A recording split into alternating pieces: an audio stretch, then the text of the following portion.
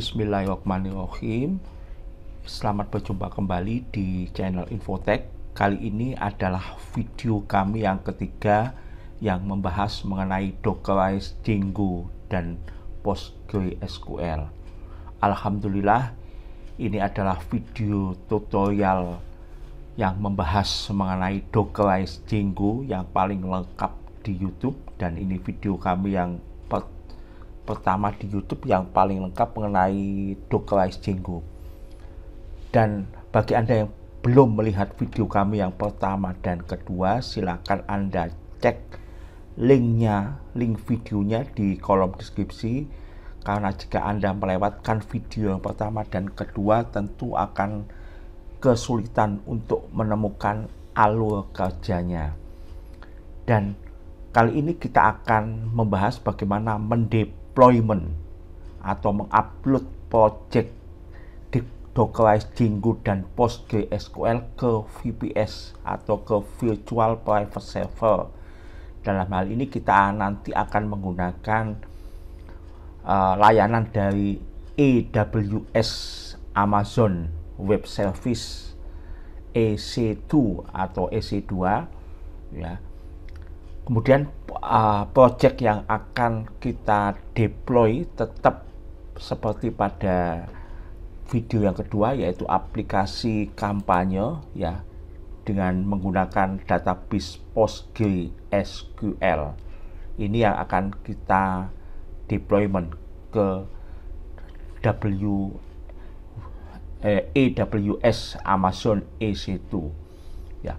Kemudian kita nanti saya akan jelaskan dulu arsitektur dari project yang akan kita deployment ini.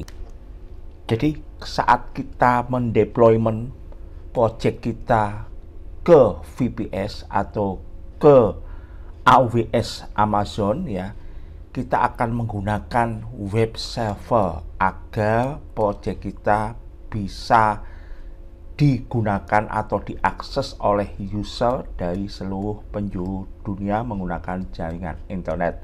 Otomatis kita akan menggunakan aplikasi web server. Apa yang disebut dengan web server? Web server adalah perangkat lunak dan bisa juga berupa perangkat keras ya, hardware yang digunakan untuk menyediakan konten web seperti halaman HTML, gambar, video, dan lain-lain.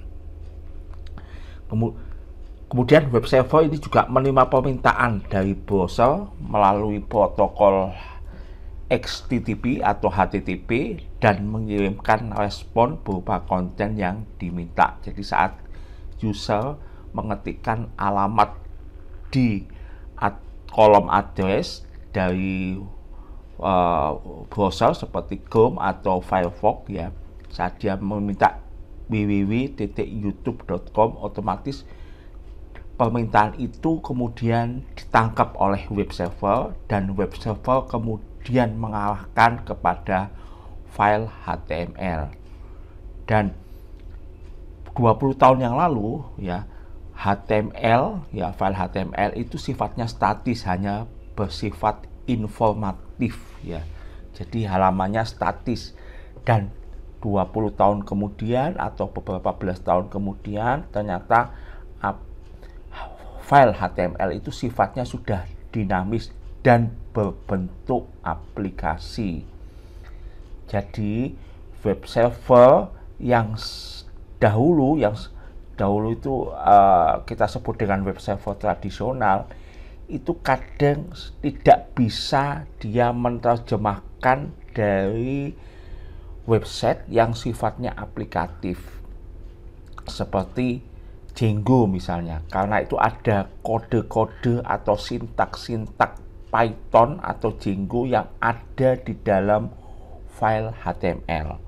Lah, web server kemudian butuh penerjemah, dan penerjemah ini disebut dengan Whiskey Server atau WSGI. Nah, jadi web server itu dibagi dua ya kategorinya ya. Ada yang web server reverse proxy atau web server tradisional yang definisinya sudah kita jelaskan sebelumnya tadi.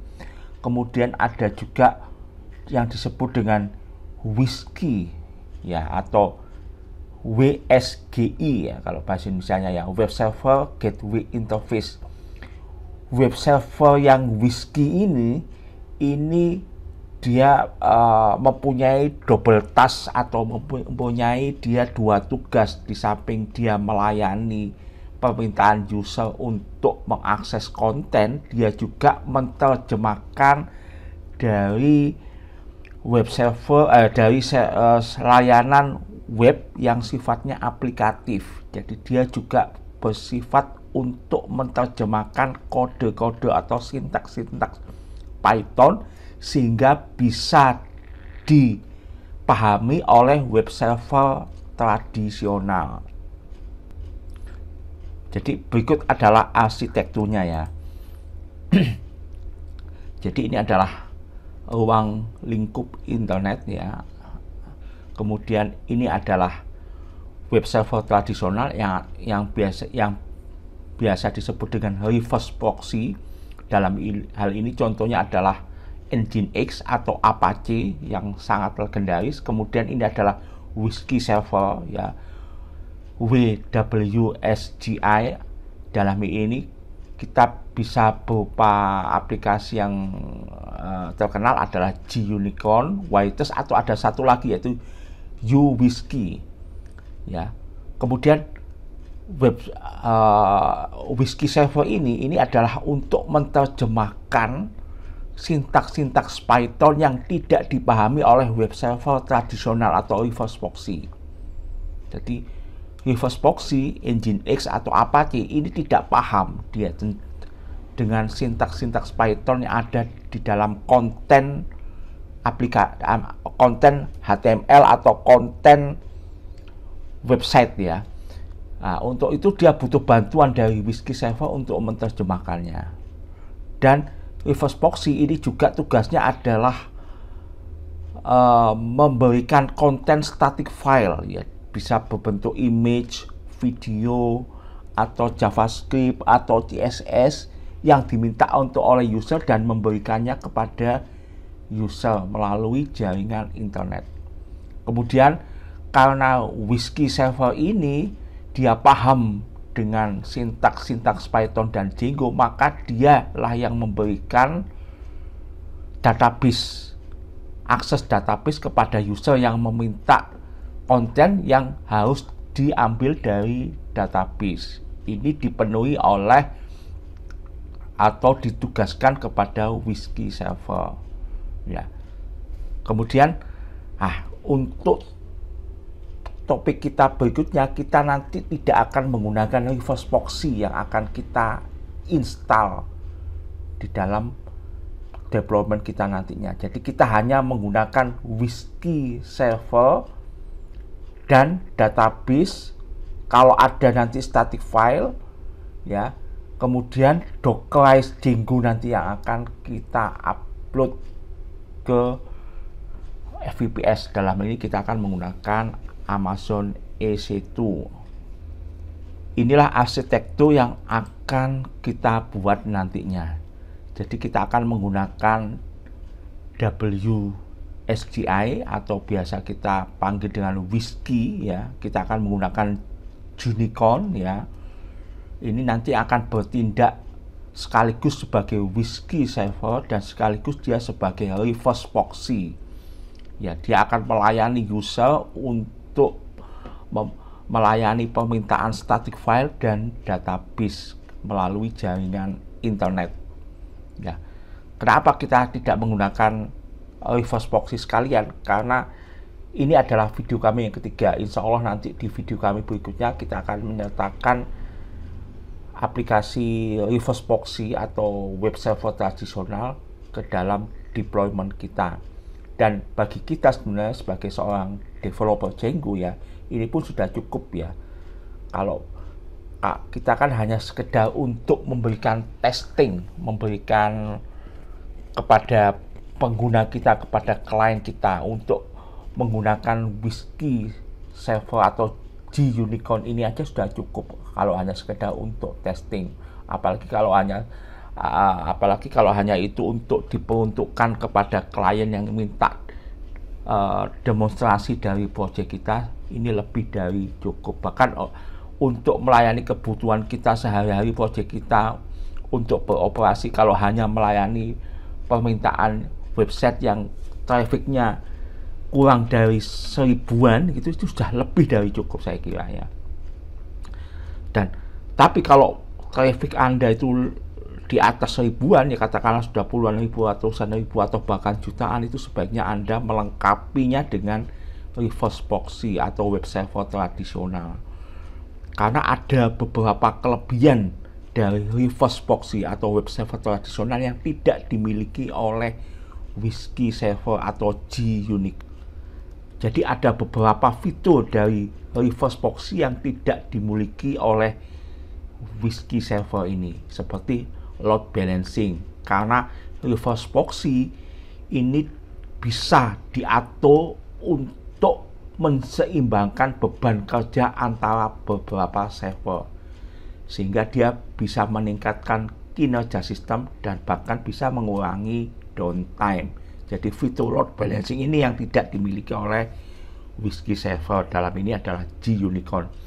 Juga reverse proxy itu memiliki fitur lebih dalam masalah keamanan, karena dia memang bertugas untuk melakukan autentikasi dan enkripsi data sebelum diteruskan ke server, sehingga bisa meningkatkan keamanan sistem. Jadi G-Unicorn sebenarnya bisa untuk menangani hal itu, tapi kalau dibebankan hanya kepada G-Unicorn saja, otomatis kinerjanya juga menjadi turun nantinya. Kemudian yang ketiga yang tidak dimiliki oleh Whiskey server ya adalah caching ya.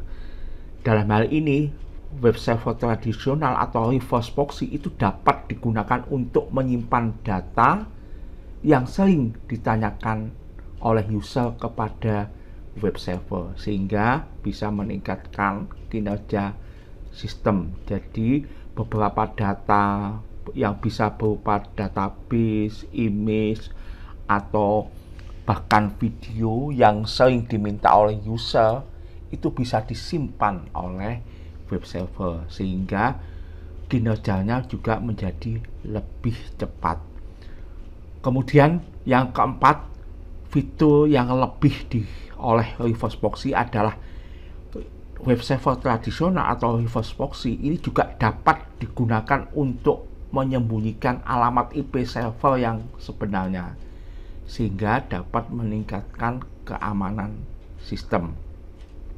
Jadi secara umum memang reverse proxy bisa digunakan untuk mengatur akses pada aplikasi atau website agar dapat diakses dari mana saja dengan mudah, serta juga bisa digunakan untuk membantu meningkatkan kinerja dan keamanan.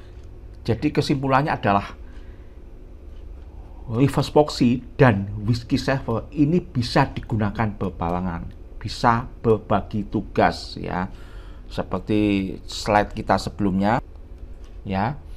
Jadi di sini reverse proxy dan Whiskey server bisa digunakan berbarengan ya, dengan berbagi tugas tentunya, di mana reverse proxy bertugas untuk memberikan layanan static file kepada user, sedangkan Whiskey server dia bertugas untuk menerjemahkan kode-kode atau sintaks-sintaks Python, serta untuk melayani permintaan akan database untuk diteruskan kepada user melalui jaringan internet. Jadi kali ini kita hanya akan menggunakan Whiskey server tanpa menggunakan reverse proxy ya. Insya Allah di video berikutnya kita akan membahas bagaimana mengaplikasikan kedua web server ini ya. Selanjutnya kita akan praktek ya. Nah, sekarang kita ke Visual Studio Code. Di sini adalah file settings.py. Dan untuk bisa di deploy ya, ini untuk allowed host ini aslinya kan dia kosong. Jadi supaya bisa kita akses dari IP server kita, jadi IP dari VPS kita, ini kita harus isikan IP address dari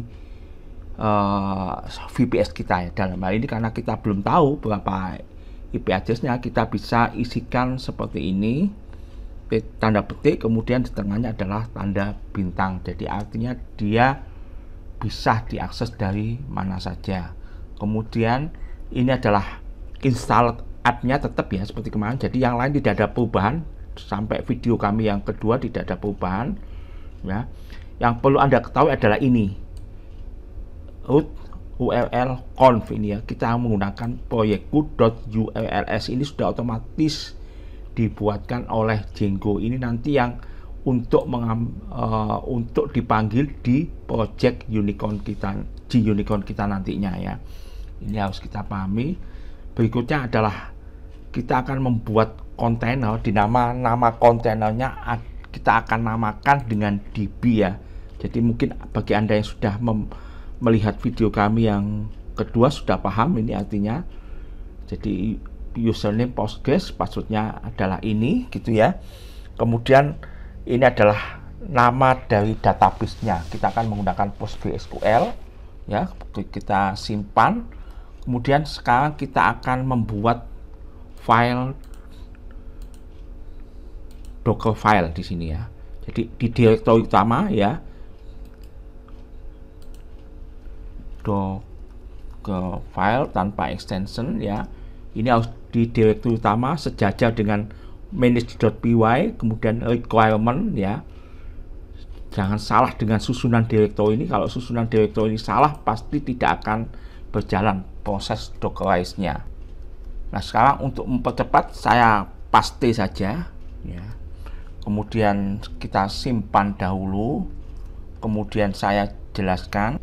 Jadi saya hanya menjelaskan apa yang belum saya jelaskan di video pertama dan video kedua ya. Ya, ini mungkin sudah paham sampai sini dengan sudah jelaskan di video pertama atau kedua ya. Kemudian ini kita akan menjalankan di dalam VPS kita karena kita akan menggunakan distro Linux, dalam hal ini menggunakan Ubuntu, maka kita harus perlu melakukan update pada Ubuntu kita ya. Perintahnya adalah apt min-get update. Kemudian ada operator dan ini adalah logika dari command line yang biasa digunakan untuk menjalankan dua perintah secara berurutan. Tapi jika perintah sebelumnya ini berhasil dijalankan, kemudian apt get install ya, min-j no install recommend, ini baris kode ini digunakan untuk menginstal paket pada sistem operasi yang akan kita gunakan dalam kontainer. Jadi pada konkretnya baris kode ini akan menjalankan apt get install pada sistem operasi Ubuntu ya. Karena kita akan menggunakan Ubuntu pada VPS kita. Kemudian no install recommend ini adalah parameter opsional ya. Jadi ya dalam ini bisa kita tidak menggunakan no install recommend. Tapi ini kita perlukan agar kita tidak menginstal paket yang tidak direkomendasikan. Jadi seperti yang kita tahu ya, saat kita menginstal paket ya, terkadang kita juga akan menginstal paket-paket yang memang tidak kita butuhkan. Nah, kemudian opsi dari no install requirement ini perlu kita tuliskan atau kita aktifkan karena hanya paket yang diperlukan saja yang akan diinstal, sehingga ini bisa mengurangi ukuran kontainer dan waktu instalasi. Jadi ini akan menghemat waktu dan tempat. Kemudian berikutnya adalah operator logika, ya artinya kita akan mengerjakan perintah berikutnya setelah perintah sebelumnya kita aktifkan. Jadi ini lf file lib apt list ya.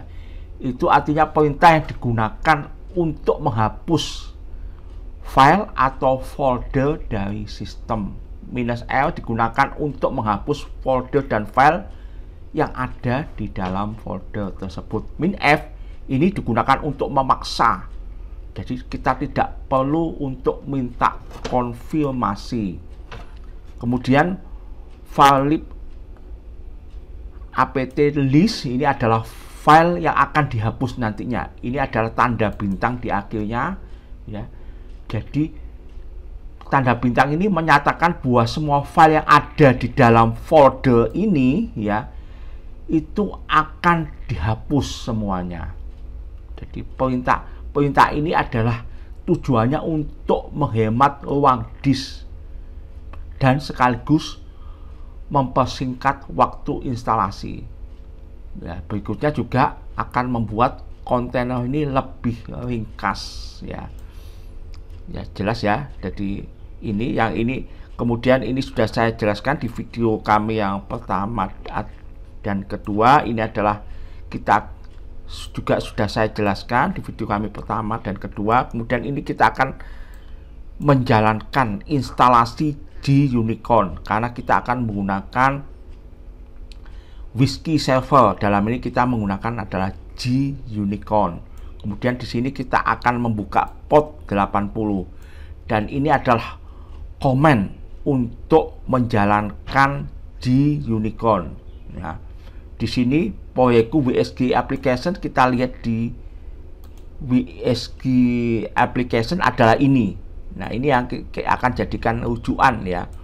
Ya. Jadi Docker file ini proyekku application ini merujuk ke file settings.py ke sini. Jelas ya.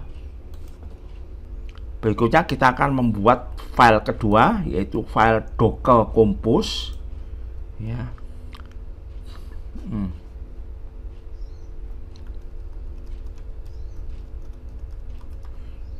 .yaml. Kemudian saya paste saja supaya cepat ya. Ya, ini sudah pernah saya jelaskan sebelumnya ya, cuma ada beberapa tambahan sedikit ya. Ini adalah version 3 ya.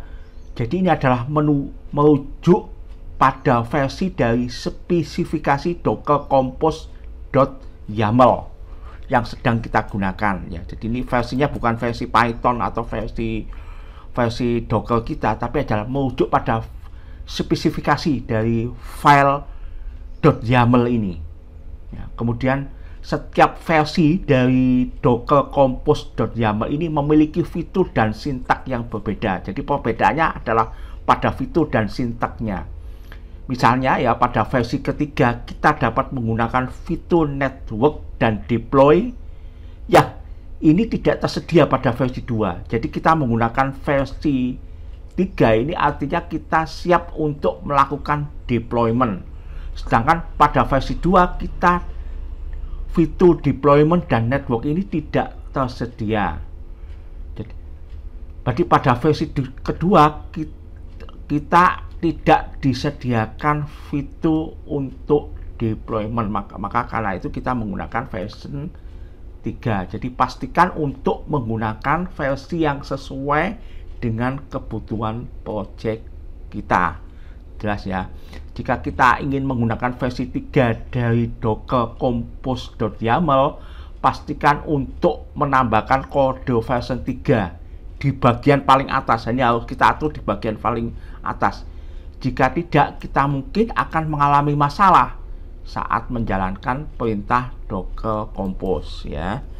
Jelas, kita save dulu. Yang ini sudah saya jelaskan ya. Ini ya, nama kontainernya adalah web, kemudian container name-nya adalah db ya. Makanya ini hostnya kita sebut dengan db. Ini sesuai dengan nama dari kontainer yang akan kita buat nantinya. Nah, kemudian sama dengan yang kedua, tidak ada bedanya, cuma ini ada ketambahan command untuk menjalankan G-Unicorn ini. Kita akan menggunakan port 80 supaya bisa diakses. Namun sebelum kita akan melakukan deploy, kita jelaskan dulu bahwa sebenarnya project kita ini tidak ada statiknya ya sebenarnya, karena pengaturan statiknya itu dilakukan langsung melalui online, melalui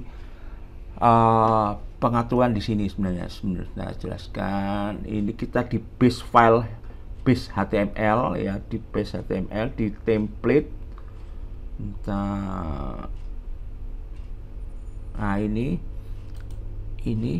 kita akan mengaksesnya dari link CDN. Jadi langsung ke mana ini, ke Bootstrap ya, ke CDN-nya Bootstrap. Jadi untuk statiknya kita memang menggunakan network jaringan internet ya. Jadi kita tidak menyediakannya di file project kita. Namun saat ketika Anda nanti membutuhkan file statik dalam project kita, ya Anda bisa buat directory di sini adalah directory statik yang akan berisi static file. Nah, misalnya saya tambahkan di sini statik ya. Ini nanti bisa berisi file image, video, atau style dari CSS atau JavaScript. Ini Anda bisa masukkan di sini. Dan nanti di file settings.py pastikan bahwa pengaturannya sesuai dengan di sini ya. Jadi kita harus menggunakan folder statik pada directory utama. Nah, sekarang kita akan ke AWS atau AWS Amazon ya. Jadi saya tidak menjelaskan step by step cara sign up atau mendaftarkan di AWS Amazon ini. Jadi sangat mudah sekali. Syaratnya memang Anda harus punya kartu kredit atau PayPal untuk mendaftar. Dan setelah kita mendaftar, kita diberikan fasilitas untuk menggunakan free tier atau layanan-layanan AWS yang sifatnya gratis dengan kapasitas yang memang dibatasi oleh Amazon sendiri. Jadi kita akan menggunakan yang gratisan saja, fasilitas yang gratisan saja atau free tier ini ya. Jadi mudah sekali mendaftarnya, semudah seperti kita mendaftar di Facebook atau di Gmail. Jadi kita masukkan password loginnya.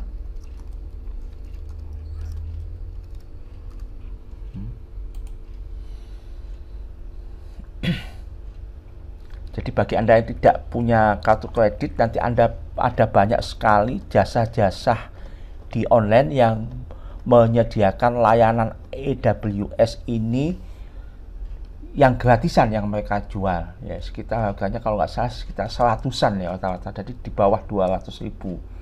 Nah, berikutnya kalau kita ingin mengakses, kita akan menggunakan EC2. Jadi kita bisa ketikkan di sini EC2 atau EC2 ya di sini ya.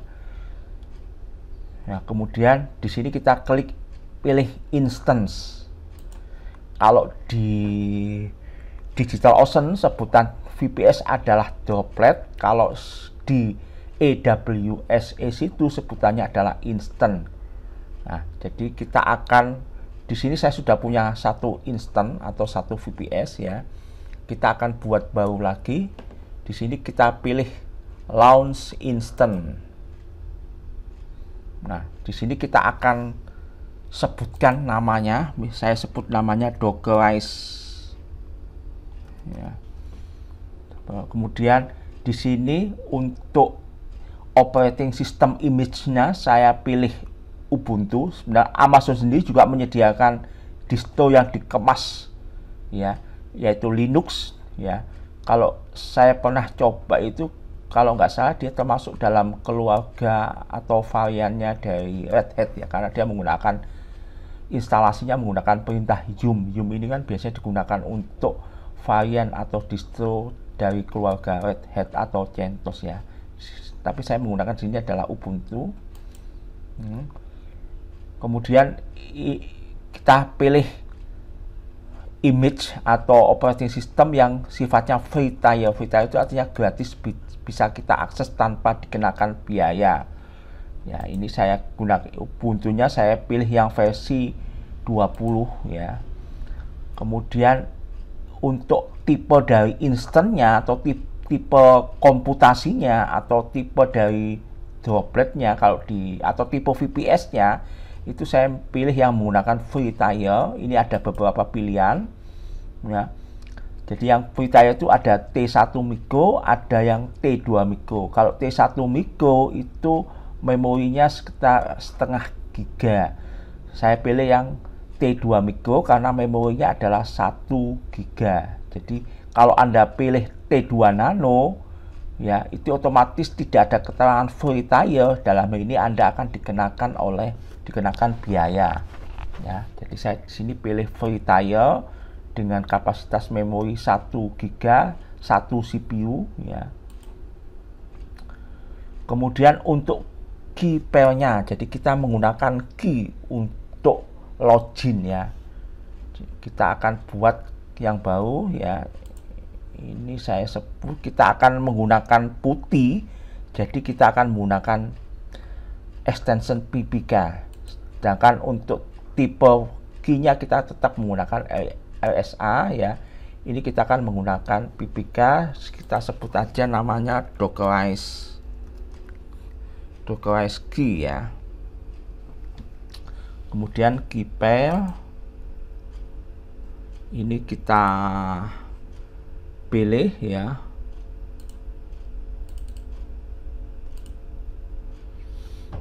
Kemudian untuk network settingnya di sini saya pilih bisa diizinkan untuk akses SSH ya, kemudian HTTPS sekalian juga HTTP karena kita tidak menggunakan HTTPS namun kita centang saja. Ini bisa diakses dari mana saja ya, jadi bisa kita pilih dari IP kita sendiri saat ini, namun kita pilih anywhere dari mana saja. Kemudian untuk jumlah kapasitas penyimpanannya defaultnya adalah 8 giga ya.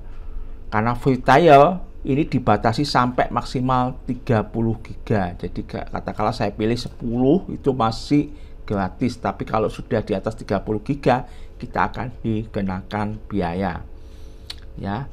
Selanjutnya ini sudah cukup sampai sini. Kemudian ini kita pilih launch instance. Ya. Jadi langsung kita proses untuk membuat, dan ini butuh waktu tidak berapa lama, ini cepat sekali ya. Kemudian saya pilih ke instant di sini untuk melihat instannya apakah sudah siap. Ini proses ini masih berproses, jadi proses pending artinya masih menunggu untuk melakukan instalasi operating sistemnya. Jadi ini kalau sudah statusnya running berarti ini sudah siap kita gunakan. Kita klik di sini, kemudian nanti akan muncul keterangan informasi, termasuk diantaranya yang kita butuhkan adalah IP publiknya ini ya. Ini public IP-nya sekian. Ini kita copy ya. Ya, kemudian kita akan menggunakan putih di sini, putih. Ya. Kemudian ini kita pilih key-nya tadi ya, SSH, ini autentikasi, kemudian kredensial, kita ambil key yang kita buat tadi. Ya. Kita buat ini adalah Dockerize key, nama key yang kita buat tadi. Kemudian kita kembali ke bagian session, kita masukkan IP publiknya, kemudian kita klik open, pilih accept ya. Nah, kita login. Keunikan dari Amazon adalah kita sudah dibuatkan nama usernya sesuai dengan sistem operasi yang kita buat. Jadi karena saya menggunakan Ubuntu, otomatis nama usernya adalah Ubuntu. Enter. Karena kita sudah menggunakan key, jadi kita tidak ditanya username sama password lagi. Jadi ini saya Nah, kita untuk tahu berada di direktori mana pwd, kita berada di direktori home Ubuntu. Nah, berikutnya kita akan menginstal update ya, sudo apt update. Namun bagi Anda sebaiknya tambahkan juga ini upgrade ya, agar lebih aman, tentunya lebih secure. Karena kita akan menghemat waktu, kita hanya melakukan update saja, tekan enter. Sebaiknya bagi Anda yang ingin menggunakan untuk project Anda, sebaiknya lakukan upgrade juga di samping melakukan update ya. Nah, ini sudah selesai, saya bersihkan layarnya. Sekarang kita akan lakukan instalasi Python dan library-nya beserta curl ya. Saya paste supaya cepat ya. Jadi ini apt install Python pip. Jadi karena ini kita menggunakan Linux ini ada Python versi 2 dan ada Python versi 3. Jadi kita harus jelas bahwa kita menggunakan salah satu di antaranya, 2 atau 3. Kalau 3 kita harus sertakan angka di akhirnya adalah 3. Begitu juga nanti dengan pip ya, nanti ya kita harus sertakan 3 di angka terakhirnya kalau kita akan menggunakan instalasi modul-modul pendukung ya. Ini adalah library Python, kita perlu juga beserta nanti kita lakukan instalasi PostgreSQL ya. Kemudian ada curl, kita perlu untuk download key, nantinya akan kita jelaskan. Sekarang setelah ini ya sudah jelas, ini kemudian kita tekan enter ya, yes. Nah, butuh waktu beberapa saat, saya pause dahulu ya supaya tidak lama-lama. Nah, ini kita pilih OK saja. Oke. Nah, udah selesai, kita bersihkan dulu layarnya. Kemudian kita akan instalasi gUnicorn untuk web server kita. Perintahnya sudo pip 3 ya, karena kita menggunakan Python 3. Install gUnicorn, enter. Nah, jika sudah, sekarang kita akan mendapatkan key Docker dahulu. Jadi sebelum kita melakukan instalasi aplikasi Docker, kita harus mendapatkan dulu key-nya dahulu, kuncinya dahulu. Jadi kita akan mendapatkan istilahnya GPG key-nya, GPG key dari Docker dahulu. Jadi saya paste ya, ini adalah key dari Docker ya.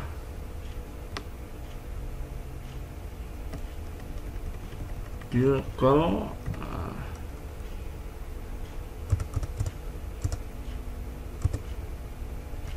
nah, kemudian tekan enter. Nah, ini ada invalid, jadi saya paste lagi ya. Ini invalidnya letaknya di mana ini? Ini ke FSSL. Tuh, sebentar. Jadi ini, nah ya, kemudian tekan enter. Nah, ini sudah ada keterangan OK, berarti kita sudah berhasil mendapatkan key-nya ya.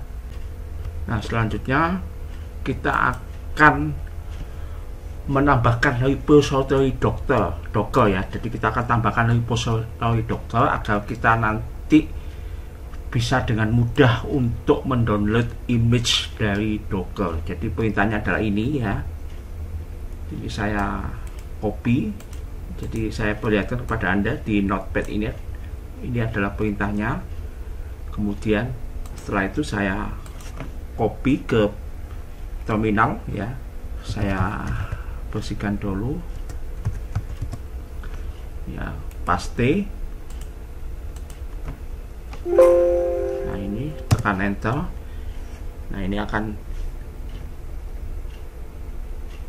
ini kita harus menggunakan komponen stable ini, jadi kita harus tambahkan enter untuk continue. Nah, kita download dahulu ya. Ini buku. Nah, ini ternyata tidak butuh waktu lama, kita bersihkan dahulu. sekarang kita lakukan instalasi Docker-nya. Perintahnya adalah sudo apt install docker -ce ya, tekan enter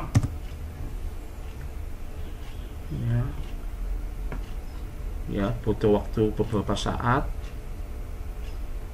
Nah, kemudian setelah itu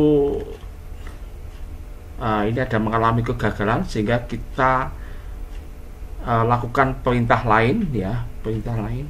Jadi karena perintah kita yang pertama gagal, kita menggunakan opsi perintah yang lain, yaitu ini ya, sudo apt install docker-ce cli container.io. saya copy ya, kemudian saya pastikan di sini, tekan enter, yes ya, kita tunggu, kita tekan OK saja. Nah, kemudian untuk mengetahui apakah Docker kita sudah terinstall, kita bersihkan layar, kemudian kita ketikkan di sini docker -version. Nah, alhamdulillah Docker kita sudah terinstall dengan keterangan Docker version 20, atau kita bisa ketikkan juga di sini docker info. Nah, ini ada keterangan Docker-nya. Nah, kemudian saya bersihkan layar dahulu, kita lanjutkan. Nah, sekarang kita akan memindahkan file project kita ke VPS atau ke AWS EC2 ya. Jadi ini adalah project kita nanti yang akan kita pindahkan. Nah, kita harus tahu dahulu ini adalah IP pabriknya 248, kita copy. Kemudian kita akan menggunakan tool WinSCP untuk memindahkan project kita ke AWS ya. Jadi saya ketikkan di sini WinSCP. Nah,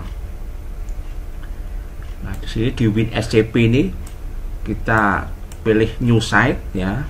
Kemudian ini nanti adalah kita pastikan IP pabriknya, username-nya adalah Ubuntu ya. Kemudian untuk passwordnya kita kosongkan, port numbernya 22, sedangkan untuk advance, di bagian advance ini kita masukkan key-nya ya, di bagian authentication ya, ini kita masukkan key-nya ya, dockerized key ya. Kemudian kita klik OK, kemudian kita klik login. Nah sekarang ini adalah sebelah kanan, ini adalah AWS home Ubuntu, jadi kita berada di directory Ubuntu, dan di sebelah kiri adalah host mesin saya, komputer lokal saya. Ini adalah directory project kita yang akan saya pindahkan ke sebelah kanan, yaitu di VPS di AWS. Saya seret ke sini. Nah, kita tunggu prosesnya. Jadi ya, ingat di sebelah kiri adalah komputer atau laptop saya, yang di sebelah kanan adalah VPS Virtual Private Server. Dalam ini kita menggunakan AWS EC2 ya. Ya, kita. Nah, ini sudah selesai prosesnya. Sekarang kita kembali ke putih ya, ke terminal kita. Kita cek di sini, kita pastikan bahwa kita sudah berada di directory Ubuntu ya. Kemudian kita cek apakah directory project kita sudah ada, dan ini kita sudah berada di directory Ubuntu, di mana di dalam directory Ubuntu ini sudah ada folder project kita. Dalam ini saya kasih nama proyekku. Nah, sekarang kita akan masuk ke directory proyekku, cd proyekku. Nah, kemudian kita ketikkan ls untuk mengetahui isi direktorinya, dan kita pastikan kita sudah berada di dalam directory proyekku ya. Dan di sini kita berada pada file docker file dan docker compose.yaml ya. Nah, kemudian kita lakukan selanjutnya adalah kita melakukan perintah instalasi Docker Compose ya, karena perintah Docker Compose ini belum dikenali oleh Linux Ubuntu, jadi kita harus install dulu perintah Docker Compose ini agar bisa dikenali. Jadi sudo apt install Docker Compose. Nah, yes.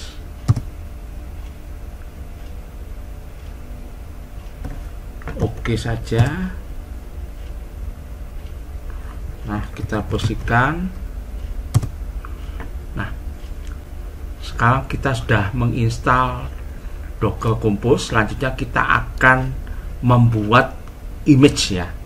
Jadi perintahnya adalah sudo docker build ya. Jadi kemudian spasi titik ya. Jadi kita akan buat image di directory ini juga ya. Bagi Anda yang belum mengetahui apa itu Docker image dan Docker container, perbedaannya silakan Anda cek videonya di bagian pertama dan kedua, linknya ada di kolom deskripsi. Saya tekan enter ya, kita akan membuat image terlebih dahulu, dan ini memang butuh waktu beberapa saat. Biasanya kalau di komputer saya bisa memakan waktu sampai 5 menitan. Nah, kita cek di sini. Ini kemarin saya coba sudah mengambil image, tapi waktunya nggak sampai 5 menit karena ini memang aksesnya sangat cepat sekali menggunakan AWS EC2 ini ya. Jadi setelah kita membuat image ya, kita akan membuat atau menjalankan kontainernya ya. Nah, ini prosesnya tidak butuh waktu lama ya, bahkan sekitar 1 menitan mungkin.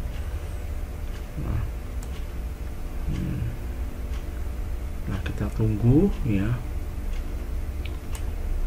Nah, sekarang sudah selesai pembuatan image-nya. Saya bersihkan layar. Kemudian kita cek apakah image-nya sudah ada. Sudo docker images. Nah, ini kita sudah berhasil memperoleh image dari repository Docker dengan nama Python ya. Karena di sini di file Docker file kita Python versi 39 yang kita ambil image-nya. Di sini. Jadi sekarang kita, setelah itu kita mendapatkan image-nya, sekarang kita akan menjalankan kontainer dahulu. Nah, perintahnya adalah sudo docker compose admin D ya. D ini artinya kita berjalan di latar belakang ya. Saya sudah jelaskan di video yang kedua. Tekan enter. Ini prosesnya. Nah, kita tetap melakukan pull dahulu ya dari repository Docker karena kita akan mengambil image untuk database Postgres kita. Nah, ini kita sudah berhasil membuat DB container dan web container ya. Kita cek sekarang. Saya bersihkan dahulu Docker image sudo docker, biasakan menggunakan sudo images. Nah, kita sudah mendapatkan ada 3 image di sini ya. Jadi project yang kita buat tadi Python beserta image dari Postgres. Sekarang kita ingin lihat kontainer yang ada PS. Nah, ini kita sudah ada kontainer yang berjalan, ada 2 sekarang ya. Ini sekarang kontainer kita sudah berjalan, jadi secara harfiah sebenarnya project kita sebenarnya sudah berjalan. Nah, sekarang kita akan menjalankan migration ya, karena project kita sebenarnya sudah berjalan, cuma harus di migrasi terlebih dahulu untuk database-nya. Perintahnya adalah saya bersihkan sudo docker compose ya, untuk menjalankan shell dari Python-nya ya, shell web karena nama aplikasinya adalah kontennya bernama web ya. Jadi Python manage.py make migration. Nah, tekan enter. Nah, sekarang kita sudah melakukan make migration. Selanjutnya kita akan menjalankan migrate ya. Perintahnya sama ya, cuma di sini kita make migrate kita ganti dengan migrate. Enter. Nah, ini sudah melakukan migrate ya. Sekarang kita akan membuat super user dahulu.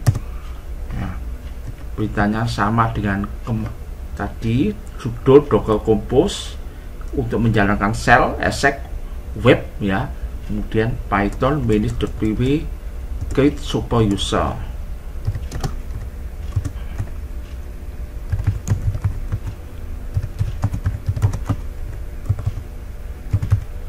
Enter ya.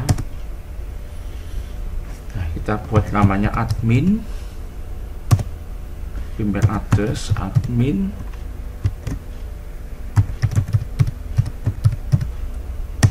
passwordnya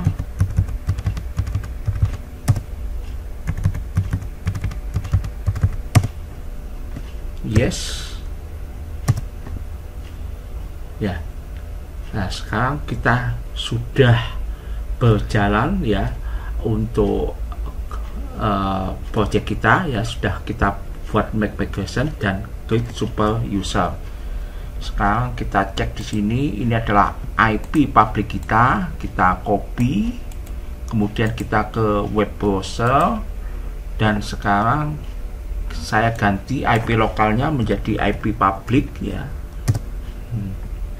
Nah, ini sudah berjalan ya. Ya, sudah berjalan project kita, cuma ini kan masih kosongan, belum ada datanya ya, belum ada datanya.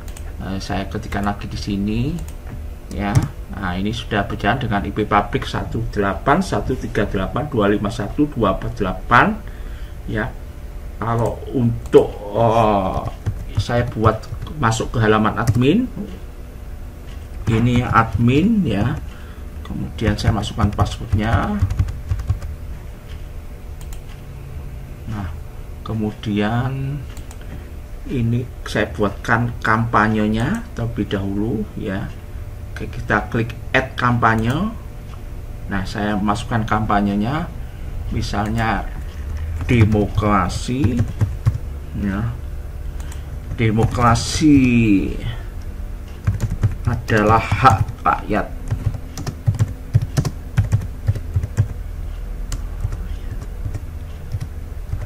Hak dan sekaligus kewajiban rakyat.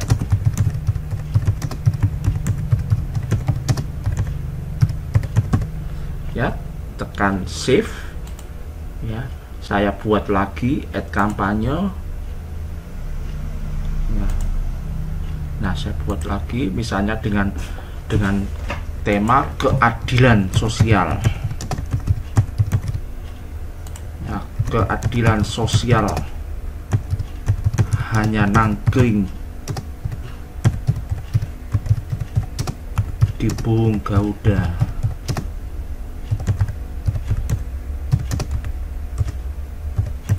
Tidak.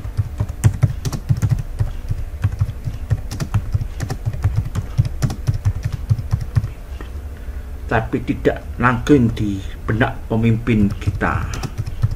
Ya, kita save. Sekarang kita lihat hasilnya, data yang kita masukkan. Nah, ini data yang kita masukkan sudah masuk ke dalam database dan ditampilkan dalam project kita, yaitu demokrasi adalah hak dan sekaligus kewajiban rakyat, keadilan sosial hanya nangkring di Burung Garuda, tapi tidak nangkring di benak pemimpin kita. Semoga sudah selesai proyek kita, semoga bermanfaat. Insya Allah kita akan lanjutkan juga di video keempat. Namun bagi Anda yang memiliki pertanyaan, silakan cantumkan di kolom komentar pertanyaan Anda. Semoga bermanfaat. Wassalamualaikum warahmatullahi wabarakatuh.